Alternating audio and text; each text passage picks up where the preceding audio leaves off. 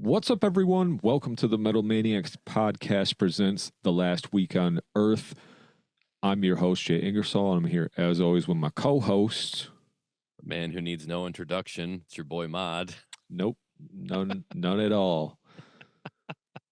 So we are actually on week 2 of our weekly news show. These are just smaller fragments of a show that we talk about more pressing topics in the metal world, just a chance for us to stay on top of some of the news that is going on in our community and around the globe. So that being said, Mod's going to lead us off with our first story that we'll talk about this week.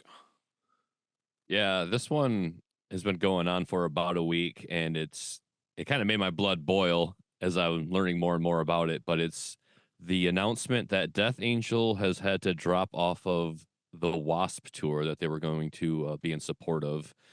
And it's kind of coming to light that, they're now in their camp, they're saying due to unforeseen circumstances or, things out of their hands. I can even get the direct quote from Death Angel. I'll read this and then we'll go from there. Okay. There's definitely some frustration in the camp, but okay, so as of August 14th, Death Angel posts on their social medias, in light of recent events, we'd like to set the record straight on a few things.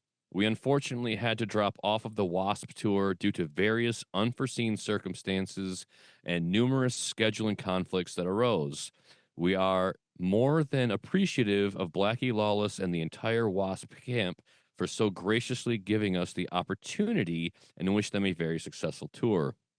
Death Angel is committed to giving you, the fans, only the very best of what we have to offer, and we look forward to getting back to you all very soon. Respectfully, Death Angel. Okay, so that's a pretty vague announcement of we can't do the tour. So, and without coming out and saying it, like, and until they say any more, speculation points directly to their lead singer being in Kerry King's band. They have dates conflicting with at least enough so that he can't be in two places at once, and he has now prioritized his commitment to Kerry King over Death Angel. And the reason I started out saying that this makes my blood boil is because the lead singer of Death Angel, Mark Osaguda, if I'm pronouncing it right, I hope, no disrespect there, he signed an NDA, a non-disclosure agreement, when joining Kerry King's band. And so all along the way, he's like recording with Kerry King and they're doing all this. He can't even communicate with Death Angel, like, hey guys, don't plan a tour. I'm in Kerry King's band now. So they get this whole fucking tour planned, and then they got to scrap it because he's now going to be doing shows across the globe with Kerry King, and he couldn't even tell him anything because of the NDA. And now he's like taking, four other guys, like livelihoods out from under them so that he can do Kerry King's band. The unforeseen circumstances, that have arisen. And until they come out and say, no, it's not that, then that's what all signs point to. And, the drummer went on social media from Death Angel and he's like, man, I need work. Like I can be in the studio for you. I can tour for your band because now I'm suddenly out of work. And keep in mind, like, these guys don't make a lot of money off of much else other than touring. Right, exactly. So for me, my blood was boiling because you've got a guy who went out and did this, like, without any straight up communication to the other band members, without any kind of heads up or any wink, wink, nod, nod, don't plan anything, I'm going to be busy. Like, just straight up pulled the rug out from under him. And you can't just replace him. You can't just, like, find another guy that sings like that. Right. And learn the material, as well as it needs to be learned to perform it live before several audiences across the world. So I just thought, like, man, God damn it, what bullshit. Yeah. Especially if you can't be honest about it and just be straightforward if that's actually the case, it's like. Yeah, I mean, I get it. Like, be in several bands. I've stated this along the way. If you can these days, it's so hard to make money as a musician. Like, go out and get that bag, like. But when you do a band dirty to, like, go out and get a better gig, to me that's like that's a betrayal. That was a word that was used in some of the comments by some other famous people. Like that's a betrayal that's like damn near unforgivable. He says they smoothed it out. He even got in front of it. Like he's out in the press saying like, "Hey, I signed this NDA. My hands are tied. I had obviously a lot of feelings about this, but I didn't know what else to do." Yeah. So trying to do some damage control, but for me, I see through it. I'm like, I know he wasn't like trying to screw his band over, but he did, and he made a decision that affected like 4 other people's livelihoods, which to me would feel like unforgivable, especially if it's like my job. Right. Like he just took my job from me for the next 3 to 4 months or whatever, or Yeah. however long it's going to be. Like having to scrap a whole tour is pretty big. So that's the one I wanted to lead with. It kind of got my blood like raging. I'm in the comments section. I'm like going ham on like I'm just leaving mod tracks in there.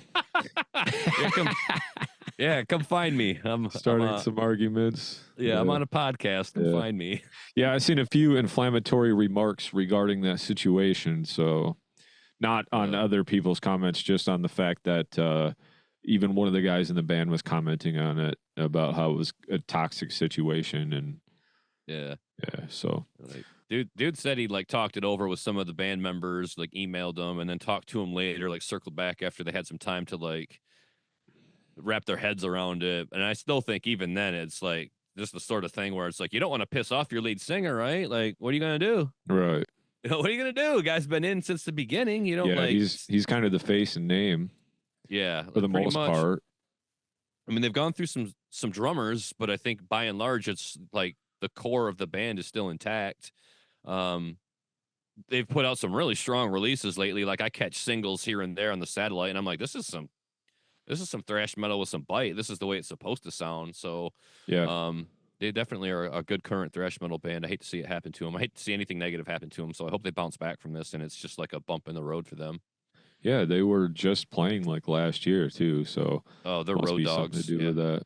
So all right, cool. Well, I will come in with my story. This is kind of a newer story, and it's kind of another, not to bring you all down, but it's kind of a sad story because Coal Chamber has had to delay their headlining tour, which was kind of a newer reunion tour. I know they've been playing a few times here and there throughout, their hiatus that they went on when Dez joined Devil Driver, but they were supposed to go out and it was going to feature Fear Factory, Twisted, Wednesday 13, and Black Satellite, and they were supposed to tour until 2025, so a pretty extensive, long tour, but Dez actually had a medical emergency. He was talking to Loudwire, explaining that he hadn't been feeling well and he was preparing for this tour, and all of a sudden he was climbing stairs and he like was seen like these stars, and then he just collapsed on the stairs, and he's been experiencing like dizziness, high vital signs, and he said he was like sheet white and like vomiting. So, and then he was taken to the ER and a bunch of tests were performed, but they kind of still don't really know what's going on. So kind of a scare there, and he's on bed rest until they can figure it out. But, Coal Chamber had an impact on us. I mean, the Ozzy 99 video, right? That was like the 99 Ozfest. What was it? Ozfest 99? Yeah, like the first one. Yeah. Yeah.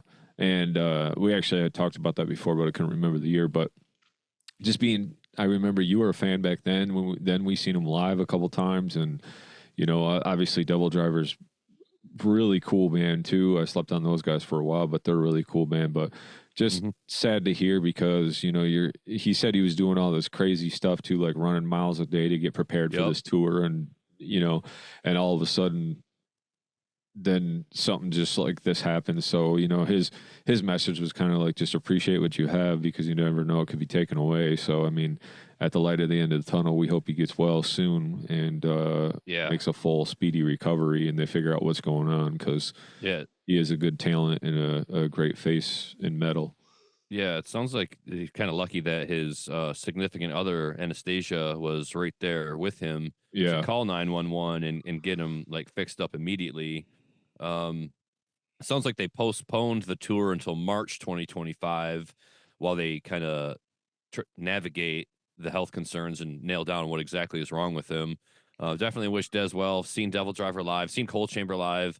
Dez always brings it. I mean, like, you ain't got to be the biggest fan of a band sometimes to really appreciate and respect what they bring. And Dez always brings it. I love him as a front man on a stage.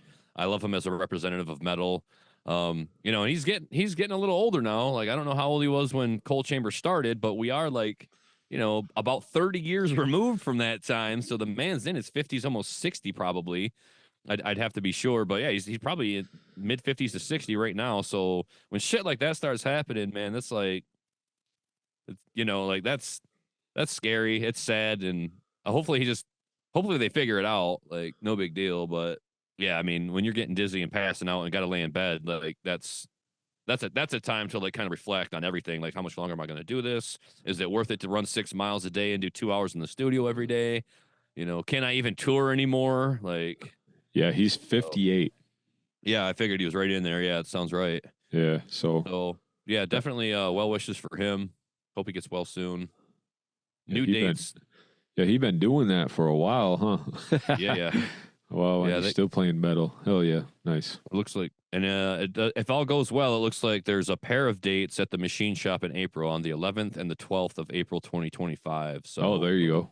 Yep. So there's an opportunity for Michigan folk to go out and see Dez and wish him well after he's recovered, feeling better.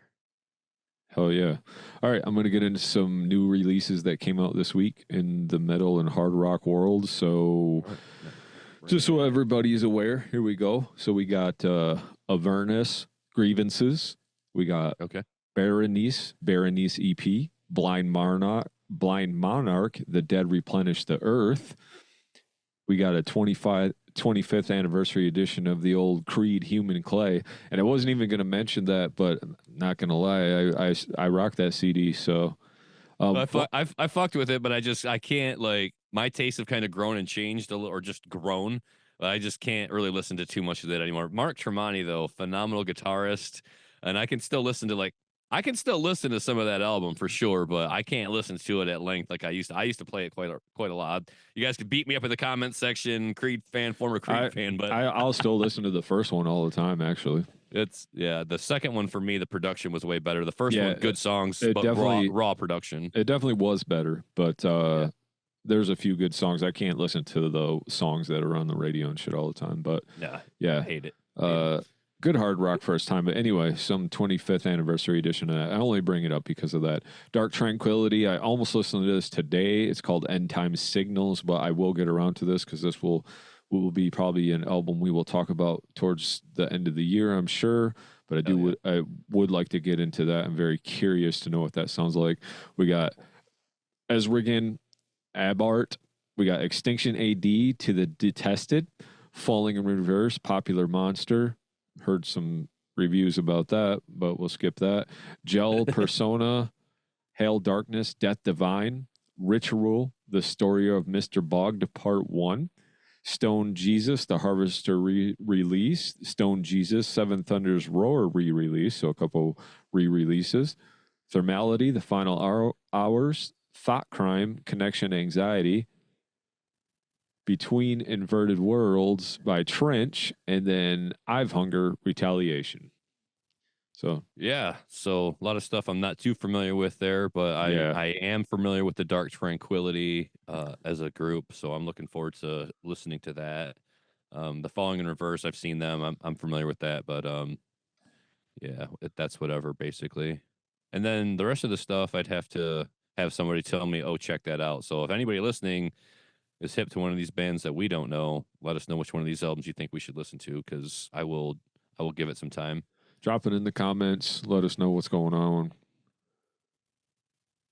Yeah, because it's hard to go through every new release. Impossible.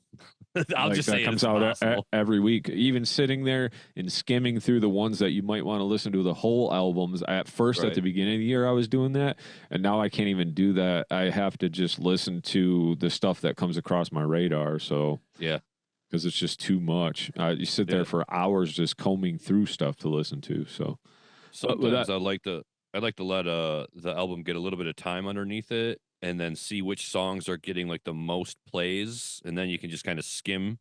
Okay, And there you go. Like go to the tracks that are getting like a high percentage of listens and plays compared to the other tracks. And then you're listening to 2 or 3 songs and you kind of know, okay, I'm going to listen to this whole album, like based on the 2 or 3 that are getting the most plays. Right. So sometimes that's the way to do it. Let things be out for a little bit. Let other people do some of the work for you. I mean, I don't always have time to listen to an album on day one either. I hardly ever do. 2 pair of headphones on. What you know about that?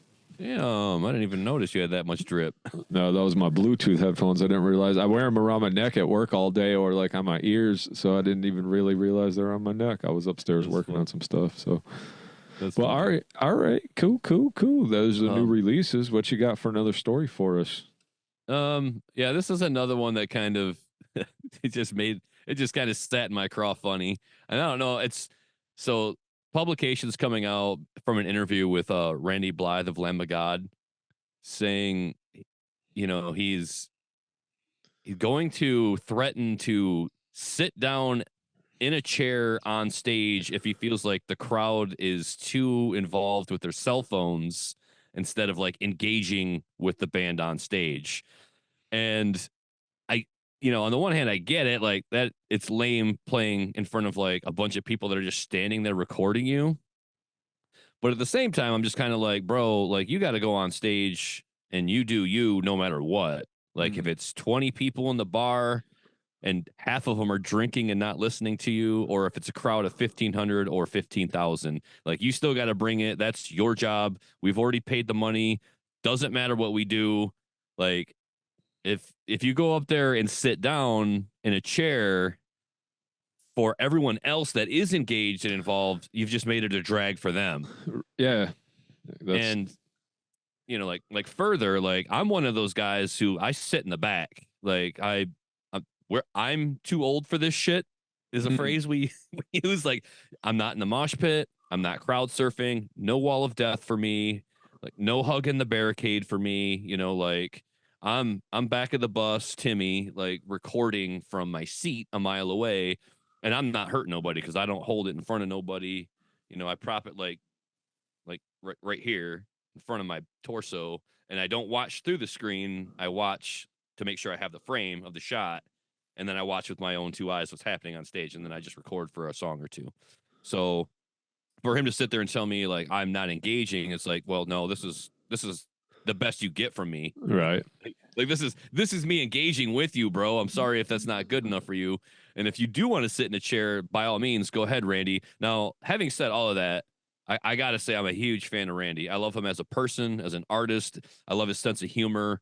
I love his stage presence. Like, don't take that away from us, man. Just because, yeah, I get it. Like, you see a sea of cell phones. Like, let them people do what they do. We all paid to get in and see the show, and we all want to capture you on camera or in our memory, in our mind's eye, doing what you do on stage. So this one, it kind of made me feel a kind of way. Like I know Maynard, Tool, they won't even let you record. They'll kick you right out.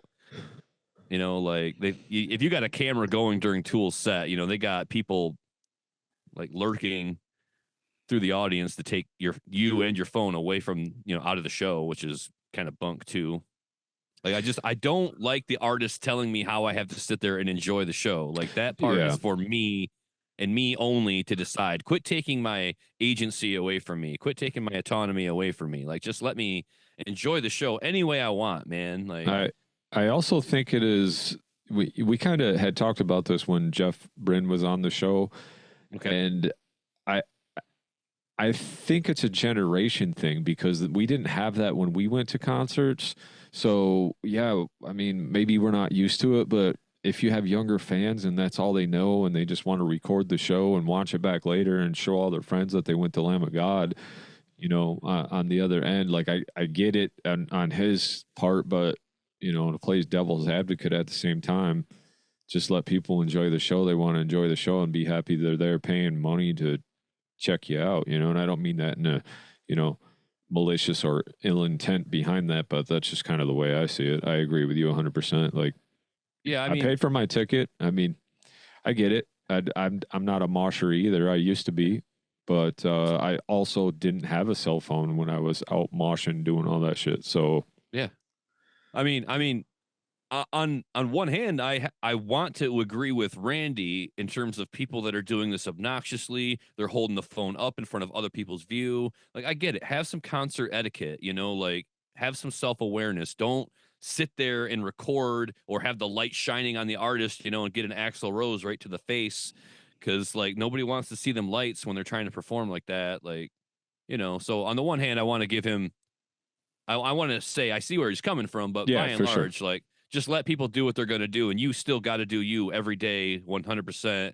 Like, don't worry about what the audience is doing. Like, it's still your job to go out there and perform. Like, I don't want to sit here and say just shut up and sing, but on this subject, like, let it go. Not a hill to die on. Like, no big deal. And I don't think it's one of those things too where you're not going to change people unless you start taking their cell phones away from them at your shows. I mean, Yeah, that's do that then. I mean, but people are gonna. You could be like, I don't want to see a cell phone out for this whole entire song, and some dickhead's still gonna have their cell phone out at one point in that song just because they're a dickhead. Yeah. Yeah. So, yeah. Well, so that's the story. All right. Cool. Interesting. Thank you for that. Yeah, sure. But this was the original story I was going to lead with. I will slide something in there real quick. Sure.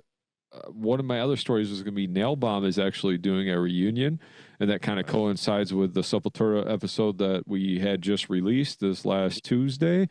And so make sure you go check that out. The Metal Maniacs podcast, Sepultura Bio 1, Part 1. And Nail Bomb's doing a one-off date, and it looks like I think they're playing with Soulfly. It's like a Max Fest, and then Go Ahead and Die, which is him and his son's band. So it's like a Max Fest. They're doing a one-off date, so that'd be kind of cool. But a little bit more sad news here is British prog metal band Monuments has also announced that they're forced to go on an indefinite hiatus because their guitar player John Browne deals with an ongoing battle with ankylosing spondylitis. Yeah, it's a hard one to say, and I don't know the proper pronunciation, but it's the same condition that Mick Mars from Motley Crue has. It's where the spinal cord joints or whatever, they all kind of like fuse, so it creates this rickety stiff like back position, so they can't move their back or neck very well. Anybody with this condition. That's terrible. Apparently he was. Oh, go ahead. It sounds like hell. Yeah. Apparently he was diagnosed a few years ago, but now the band is actually giving Browne as much time as he needs to heal to hopefully things will turn around for him. But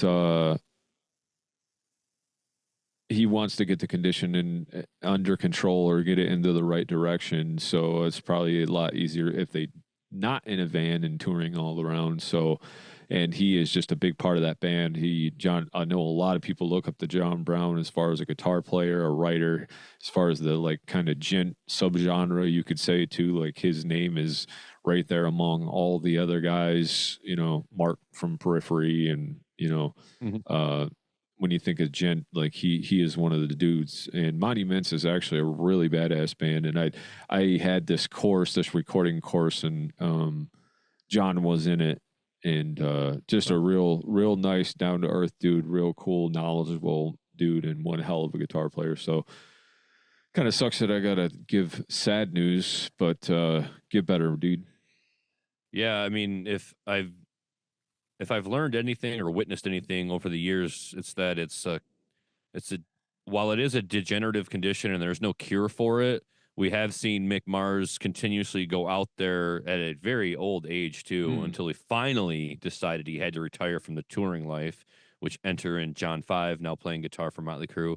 But it's something that, I think that with some treatment, like he can get to a point where he can get back out there, but probably just one of those things that affects people differently depending on how severe it is. He may or may not, but I hope he does get better. It just sounds like one of those conditions that, like, man, that sucks. Like, that's got to be difficult to deal with, and know that you're having to live with that. No cure, just treatments, Yep. So Yep. But well wishes for him as well. I know him and his band are widely known and very popular, and so hopefully they're back on the road at some point and he's feeling better. Yeah, for sure. All right, man. Anything else to speak of here? The only thing I had to mention, and I had it up, I don't know where the hell it just went, was here it is, show updates. We don't have too many to speak on right now. We mentioned Michigan Metal Fest, which is going on next weekend in Battle Creek, correct? We have also the announcement of Dark Funeral at the intersection, featuring friends of ours in the Black Temple and friends of ours in Throne, also featuring Ghost Bath. This is at the Elevation venue in the intersection. So that's taking place October 6th. So mark your calendars. That is a Sunday. Go out and worship devil music with Dark Funeral, Ghost Bath, Black Temple, and Throne. And I will just say it right here, exclusive, that I can't go to that, and I'm not very happy with it, but that's just because we got tickets to Tom Segura that night that my mom had bought me for my birthday, so it just happens to be on the same day. I would love to see Dark Funeral again, one of my favorite black metal bands, and of course the homies in Throne and Black Temple. It would be sweet to be there, and I've heard nothing but good things about Ghost Bath.